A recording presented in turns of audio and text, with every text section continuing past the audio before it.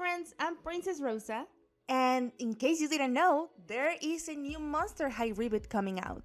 We're getting a live-action movie and a whole new cartoon created by Nickelodeon.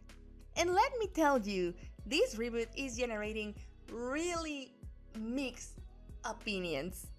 Some people seem to be really into it, and others seem to hate it with a burning passion. And what do I think about it? Well, dear friends, I don't dislike it. I honestly don't mind the changes that much. I know it's not the Monster High we all grew up with, but take it from someone who's been in toy-based fandom since she was little. Changing the look or personality of a character on a reboot, it's nothing new. In fact, it is a fairly common practice. Just like mixing and matching characters to create a new one, or even swapping their personalities and interests with another character. And you might be wondering, but Rosa, why would they do that? The answer is simple: trademarks and copyright. And okay, look, I am not gonna sit here and try to explain to you how all of that works. I am not a law-based channel. But the short explanation is that they already have the rights to sell merchandise of a character. For example, a character named Claudine Wolf. So when rebooting the series and the doll line, it's just cheaper and easy for them to reuse the old name for a new character than going through the whole process of registering this brand new character in several countries. If they already had the trademarks for names like Claudine Wolf or Frankie Stain, they might as well use them. So yeah, while I don't like a lot of the changes they made, I can understand where they came from. I know a lot of people don't like the direction this reboot is going for, and that is a more than valid opinion, but for all it's worth, just remember that the existence of Generation 3 doesn't cancel the existence of the first generation of Monster High. So this new version is not gonna alter or affect the characters you grew up with and love. So yeah, with that whole tangent out of the way, today we're gonna be redesigning Generation 3 Monster High characters. Because even though I'm on the side that likes the reboot, I do have some mixed opinions about the designs. Some of them feel way too cluttered and others feel too simple. So I thought it would be fun to make my own version. And with that being said, let's get to it. Disclaimers. These are G3 redesigns, meaning I need to use the reboot versions as my base for the character rather than the G1. And mind you, at this point in time, we don't know a lot about the reboot, so I'm working with the little info we have. So if you're watching this video when the G3 reboot is out and something is different, well, there's nothing I can do now, is it? Number 2. Please, I cannot believe I'm saying this, don't go out and harass the cast and staff from the reboot. There's people that have been doing that, and that's not good. They are just doing their job and working with whatever guidelines and limitations both Mattel and Nickelodeon gave them. Number 3, I'm dividing this video in 2 parts, because I am redesigning 8 out of the 9 characters that they have announced so far, and the idea of making 8 drawings for a single video terrifies me. So right now, you only get part 1. Number 4, I am not going to redesign Claudine in this video. I know she's the protagonist for this new version of the series, but for this video I decided to start with Frankie first, since Frankie is the former protagonist of the series. And Claudine will be my first redesign of part 2, as a sort of passing of the torch. And with all of that out of the way, let's get started. So we're starting with Frankie, the child of Frankenstein's monster. Oh, by the way, in the first and second generation of Monster High, Frankie is female and uses she/her pronouns. But in this new generation of Monster High, they are in fact non-binary and go by they them pronouns. And this was already confirmed in the movie clips that they show at VidCon 2022 and in an interview with the movie actor. So when I refer to G2 Frankie, I'll be using they them pronouns, and when talking about G1 and G2 Frankie, I'll be using she/her pronouns. Okay? Perfect! So, Frankie. I think that in all of the Monster High generations, Frankie has been my favorite character. And I may have some bias, since my favorite book is Frankenstein, but G1 Frankie, She was widely disliked by a big portion of the fandom. She was considered annoying, naive, and some people said that she was just bland. And as much as I love her, as much as she is my baby, my favorite character, I do have to agree. I mean, look, she had some pre-established traits like being the moral compass of the friend group and really caring about her friends and her school, but that was about it. Oh yeah, and she was boy crazy. Yeah, those were her predominant traits. I mean, she was also into science, but in the first generation of Monster High, that was something that they would just ignore for plot convenience. And then G2 came around and decided to explore a little bit with the idea of mad scientist Frankie. And as for G3, well, they turned Frankie into a full-fledged, socially awkward nerd, and I love that. In G1 and G3, Frankie is only 15 days old, which makes sense for them to not be good at interacting with others and have all of the information they know be from books and the internet.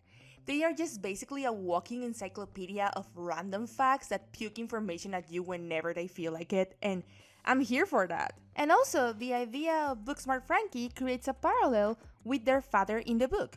Because contrary to what the movie and pop culture have made you believe, in the book, Frankenstein's creature is actually pretty smart. He managed to figure out a lot of survival skills on his own and even figure out reading and writing in a matter of days. And speaking of book versus movie Frankenstein, did you know that Universal holds the rights for the appearance of the monster? Because, well, they kinda made up that whole look. And they are really protective of this classic monster image. They don't let any other studios use him for Frankenstein creatures or Frankenstein-based creatures. And if another studio wants to make their own Franken creature, well, Universal has a set of guidelines that they have to follow in order to not break Universal's copyright. Now, in the first two generations of Monster High, this was not a problem, because it was being produced by Mattel in collaboration with Universal. But this new generation, it's being done by Paramount and Nickelodeon, so they have to follow Universal's guidelines. And since this is a G3 redesign, I have to follow them too. So this set of rules says that the creature cannot be green, and that's why Reboot Frankie is blue. I tried to find middle ground between the green shade and the blue shade, and I went for a mint color that doesn't look like green, but it's still recognizable enough, so we are sticking with that. Another guideline is that they cannot have a scar on their forehead, which, okay, OG Frankie didn't have a scar on her forehead to begin with, but G3 Frankie has something that reminisces of it. Now, Frankie cannot have the iconic bolts on the neck because that was created by Universal, and for what I've noticed on promo material for the reboot, it seems that they are gonna be charged by their earrings, which I thought it was a cute and fun twist on the bolt, so I'm keeping them. I like how they look. And finally, this guideline is for the Bride of Frankenstein, but since she's Frankie's mom, it also applies to them. The rule is basically that they cannot have lightning bolt shaped hair highlights.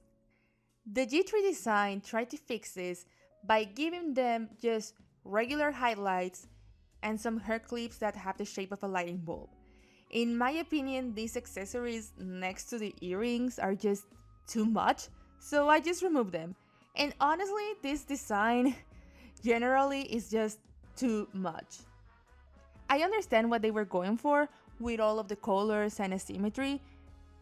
My guess is that they were trying to go for a vibe where their clothes look all stitched up together, like, you know, Frankie's body parts. But personally, I much rather see the stitches than just asymmetrical clothes with too many colors. I don't know, I just feel like that would convey the idea of who this character is, and also it would be less tiring to look at. So the first thing I did was to remove the jacket so we can see their arm stitches better. I tried to keep the asymmetrical concept alive by giving Frankie fishnets in just one arm and one leg, and if you have paid close attention, you may have noticed that one of their legs is a prosthetic one. And even though I cannot find the images right now, I am so sorry for that, there was an animation festival in France, And there it was shown that Frankie was going to have a prosthetic leg in the cartoon, so I added it in. For their clothes, I tried to do a mix between a dark academia meets icky kind of look. Look, I was just trying to find a middle ground between the dark aesthetic of the movie and the more colorful, childlike aesthetic of the cartoon. Because these two seem to be targeted towards the same audience, but they have really different vibes, so I don't know what they are going for here. I removed the jacket. I don't know if Frankie's gonna be in the fear leading squad, as G1 Frankie was. But the only reason that I can think of for them to have like this sports-like jacket, it's probably like they are part of the mathletes, but the design already feels really cluttered with that jacket, so I took it out. Also, a way that I tried to keep some of the colors from the reboot without trying to make the design really exhausting to look at, I basically turned Frankie's skirt black and I used the colors of the rest of the outfit as the plaid pattern on their skirt. I feel that's a good way to have a character with lots of colors without having them being all over your face. The hair, I straight up took it from the movie. I like the idea of Frankie just having white hair highlights and just a singular blue strand at the front. I feel that brings more attention to their face and it makes them stand out. The last thing I want to talk about, it's their shoes. I am not good at drawing shoes. I am so sorry. I am trying my best, I promise. But I gave them a pair that I saw in one of the old Frankie dolls that had the little bolts in the heel. I feel like that was a really cute way to bring homage to G1 Frankie and incorporating the bolts into the design as well. And here they are. I honestly think they were my favorite redesign from this batch. And that's probably not a good thing because they are the first one. And let me tell you, redesigning them made me think that this was gonna be a way easier task. But oh god, no. No, it wasn't. Draculaura gave me problems. I had to do like 3 versions of these redesigns before getting to the one that you're seeing right now. And that's because the problem with Draculaura was that she gave me the opposite problem that Frankie did. Because while Frankie had a lot to work with, Draculaura had barely anything going for her. I noticed that with both Deuce and Draculaura, they sort of tried to give them as many shades of a single color as they could, and it looks so weird, it doesn't work. Which I know that the main color of G1 Draculaura was pink and her skin color was pink, but also her hair was mainly black with some pink highlights, not half black and half pink like this version. And she always had black, white, and sometimes yellow in her outfits to help her as complementary colors, so that way she was easier on the eyes. And I am surprised they went this route because I feel the movie did such a good job with her. So for this redesign, my main inspiration would be the movie version. A key aspect of Draculaura's style is Victorian-inspired clothing, so I decided to go on a sort of God Lolita route with her. I'm not sure if this is actually considered God Lolita or just Lolita since she has pink on her, but I had to keep at least one shade of pink incorporated. Now, Draculaura in the reboot has a completely different personality. While in the first generation she was the innocent one, that personality went to Frankie. For this version, Draculaura got Claudine's personality, meaning that she is the confident and fierce one. Which, not gonna lie, I actually like the concept of her being the confident one of the group and the one that has the street smarts, at least for the main trio, because she is the oldest one. I wanted this Draculaura to stand out as an individual, someone who likes wearing alternative fashion and is just so unapologetically herself. But I wanted to give her a cutesy design with a cupcake shape to kind of contrast her new hot-headed intense persona. I also took inspiration from the Hunkatures collector doll because I really like the beret and the spiderweb theme it had going on. Which, mind you, G3 Draculaura also has this little sun hat with a spider web on it, so I knew I had to keep that design somewhere, so I just put it on the skirt. Because honestly, I prefer that to the rear bat pattern that they gave her in the reboot. It just looks so clumsily placed and non-intentional. I don't know.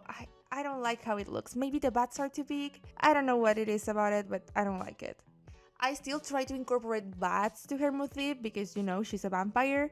So I made her bow bat shape and she still holds her bat earrings. Now, in this version of Monster High, Draculaura is not only a vampire. She's also a witch.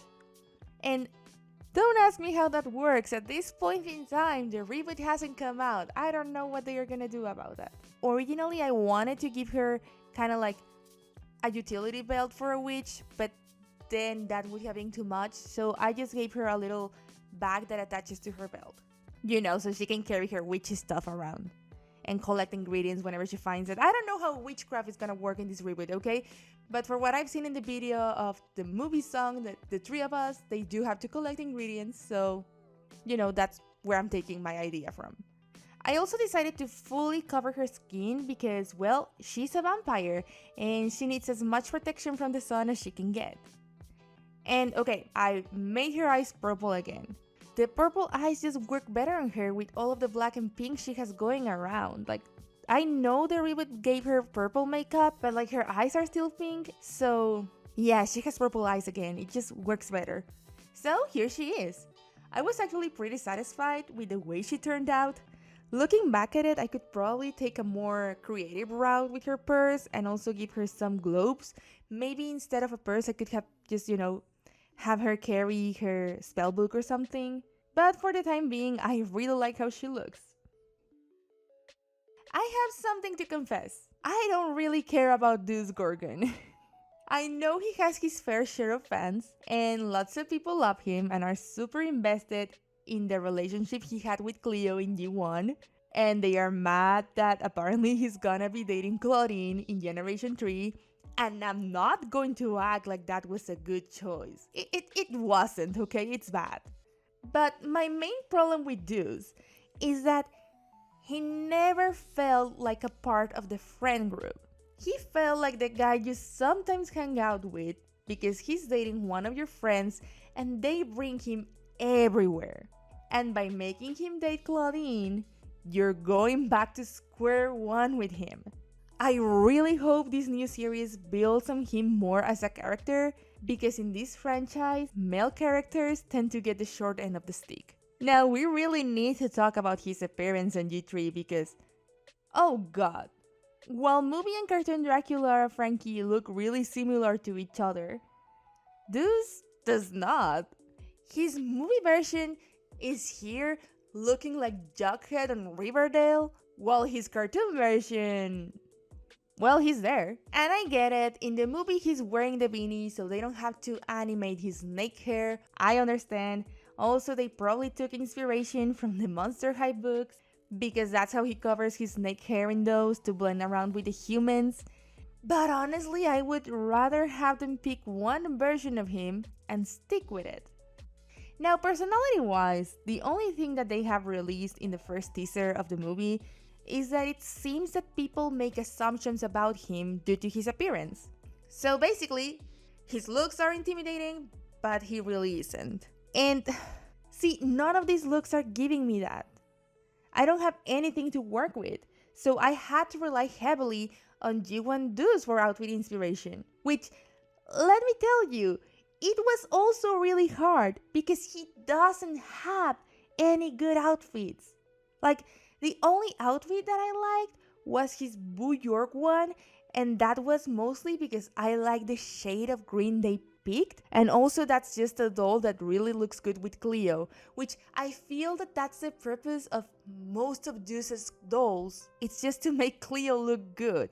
But in this reboot, he's no longer dating Cleo, so let's just make him look good for once. I was completely lost. I didn't know where to start with him, and then a friend of mine suggested to give him a punk style outfit because he already has the hair for that, and when I tried it, it really worked. I like how his jacket has the snake scale pattern incorporated to it, and I wanted to give him that, but also for him, in order to look more intimidating, I switched the jacket for a vest. Honestly, once I had the punk idea embedded in my head, the clothes weren't that hard to figure out with him. I feel like punks tend to get a bad rep for their appearance when the large majority of them are actually sweethearts and really nice people, which matches the whole character thing they have going for him. I took the idea of the snake shirt he's wearing in the G3 design because I think it looks cool, and I added it, but I made it completely white. I don't know why, if this is a Monster High reboot, they are so afraid of using black as a color in characters. If you notice, all of the colors are kind of like grayish, or I don't know, it's weird. Which, I mean, I don't use black in my coloring, I tend to use purple, but that's just a stylistic thing. Like, if you were to reproduce this as a toy or whatever, it would have to be black. This design didn't feel like trying to find the middle ground between the movie and the cartoon. It felt more like finding the middle ground between G1 and G3. Because, yeah, G1 was my main inspiration. Again, G3 Deuce has nothing going for him. You know, if it's not broken, don't fix it. I made his shades red again, just like in the original, because, again, doing that thing when I try to bring attention to his eyes, and between all the green and black, the red pops out way more. Also, I made them fully dark. You cannot see his eyes, because unlike these two versions where you can see his eyes, you could also see his eyes in G2. I mean, I don't like that, because the whole point of him wearing shades is that if you stare into his eyes, you can turn into stone. So I don't know what the point is with making his eyes visible. Also, I think it would be just way more fun to try to make him emote with his mouth and his eyebrows. It's a cool idea. I know people like to keep eyes on characters because eyes are what you used to express, but when they remove them from a character and have them emote in any other way, it's more fun and entertaining. Now, I wanted to say that the main issue that I had with this character, but that's not true, that's like everything that I had with this character was issues, but one of the main issues that I had with this character was his skin tone. I couldn't decide what skin tone to give him until the very end. Because this dude here has like 8 different shades of green going on, and at first I was thinking I could solve that just like with Draculaura by making black a more prominent color than the green on his outfit, but it wasn't working. That shade of green was just not working for me. And I decided that even though he already looks plenty enough like G1 Deuce, I needed to change his skin tone. And then I thought, wait a second, Deuce is the son of Medusa. He's Greek. So I changed the pale green for an olive skin tone, and it looks so good. And here he is. I don't know how I feel about him. I tried my best, I promise. And okay, at the end, I did feel like he looked too much like G1 Deuce, so I made an alternative version that has the green skin tone, just in case there's some G3 purists out there. Honestly, not my favorite version, but it's here just in case someone doesn't like how my design looks a lot like G1. Look, I wasn't sure if I wanted to redesign Laguna or not. The main reason being that G1 Laguna and G3 Laguna are completely different characters, at least design-wise. Like, if you look at G3 Laguna on her own, she's probably the most solid character design we got going on.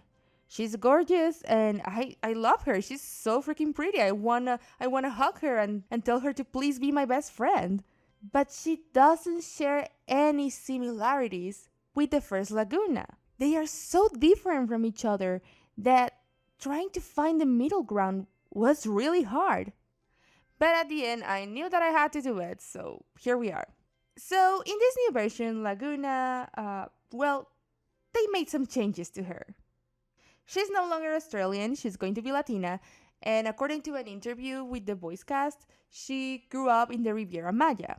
And she's the daughter of a water nymph and a sea monster. And can I be honest, I don't know how I feel about this. In one hand, the first generation of Monster High had always incorporated Greek mythology to it. So them incorporating nymphs, it's nothing new.